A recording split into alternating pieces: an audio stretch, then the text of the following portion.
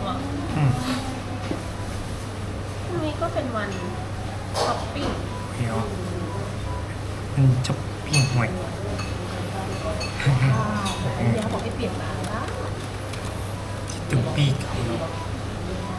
เจ็ดตึง จะเป็ ปี นหัวหวย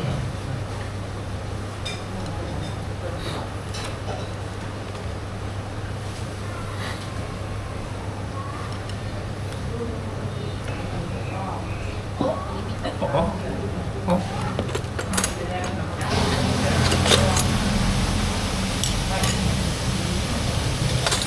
อยากได้อย่างนี้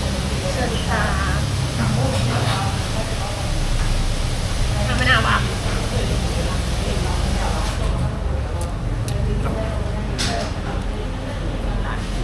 อ้วนอ่ะไม่ค่อยเชื่อเสียงเวลาหน่อยเลือกร้านรักพี่เขาวันนั้นบอกว่าปิดจริงๆมะนาวถึง นั่นแนวแนวว่ะ ใหญ่นี่มันใหญ่เนื้อมาก อย่างนี้มะนาวเนี่ย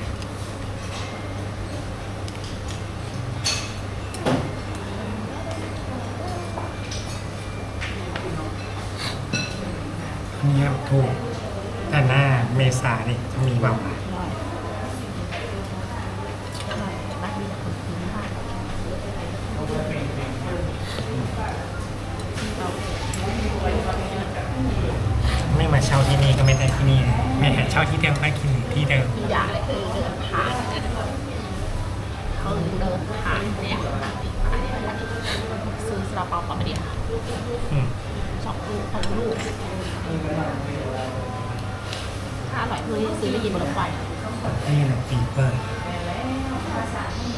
ไอ้นั่นนะไอ้ที่วางอยู่ข้างหน้าเปี๊ยกปอบเปี๊ยกปอบเปี๊ยก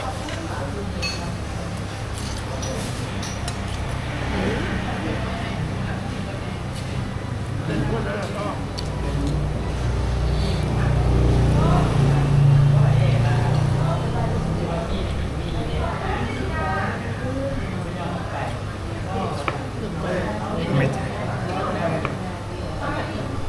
นี่ลูก แห้ง แล้วก็อยากดูเยอะแต่อาย เอายางมา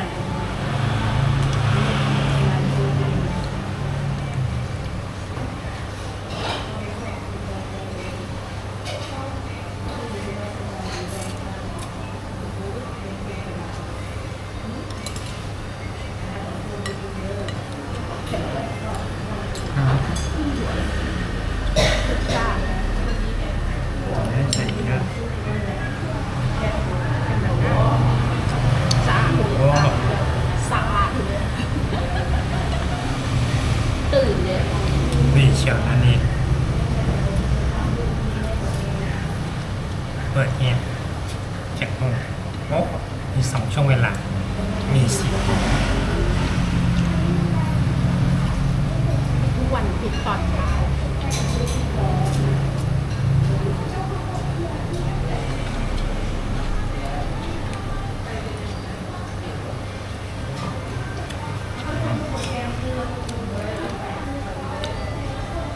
เส้นแตก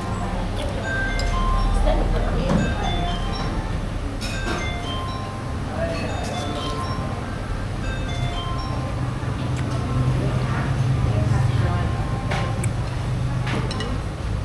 ที่เห็นว่านั้นแดงๆนึกว่าเขาสั่งต้มยำอ๋อที่นี่เป็น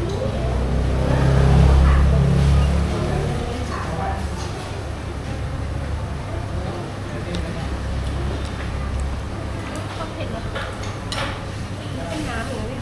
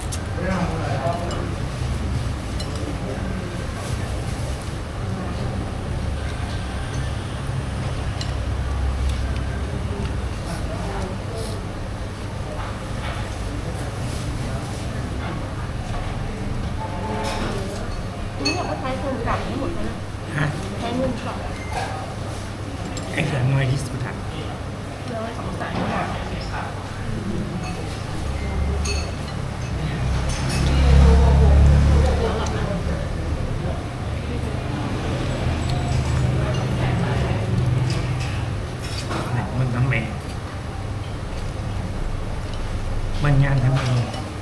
หึ มันงานทำเอง เดี๋ยวก็ทำเองกับเรา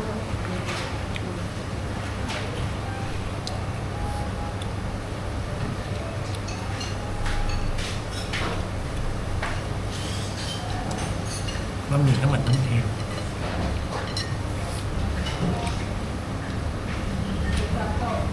เบอร์หนึ่ง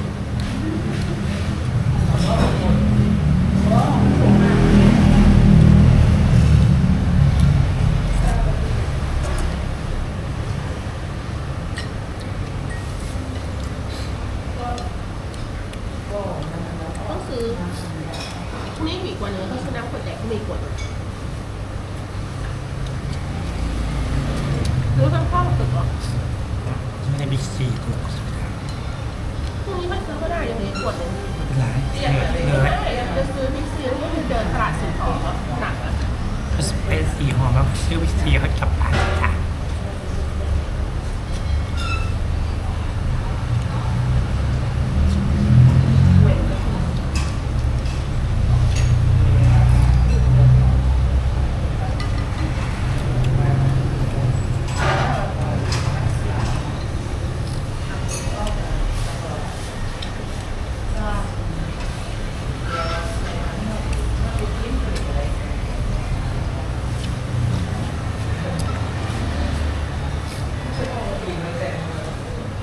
มาถึงที่เราเขา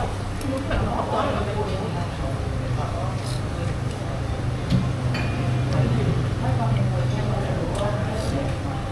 เรากินหมดแล้วผ่านยัง ไม่ใส่เยอะ แต่ยังมันก็จัดได้อะ พอยังรู้ไม่ได้หน่อยหน่อย เห็นมันแต่น้ำอ่ะ